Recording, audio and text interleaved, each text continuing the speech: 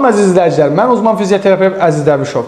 Bugünkü mövzumuz bel ağrılarında, bel hissəsində qrijası olan, disk yırtığı olan xəstələrdə fizioterapiyanın önəmi qədər müalicəvi idman hərəkətlərinin önəmi haqqında olacaq.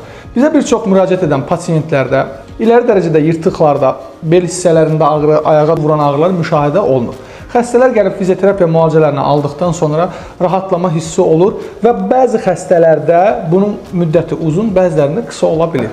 Evdə pasiyentin özünün də etdiyi məşqlərin önəmi bir o qədər vacibdir. Çünki onurğamızda disklərə düşən yükləri o onurğa ətrafımızda təbii korsetimiz olan əzələlərimiz qoruyur. Biz əzələləri uzun müddət gücləndirdiyimiz zaman onurğaya düşən yükləri azaldırıq və ağrıların geri dönüşünü daha uzun müddət çəkməsinə köməkçilik göstərir. Siz də əgər müalicələrdən sonra ağrılarınızın daha gec geri dönməsi və yaxud daha çox sizi narahat etməməsini istəyirsinizsə, mütləq şəkildə verilən idman tapşırıqlarını evdə uzun müddət 3 ay, 6 ay, lazım olarsa 1 il davamlı və təkrarlı şəkildə etməlisiniz.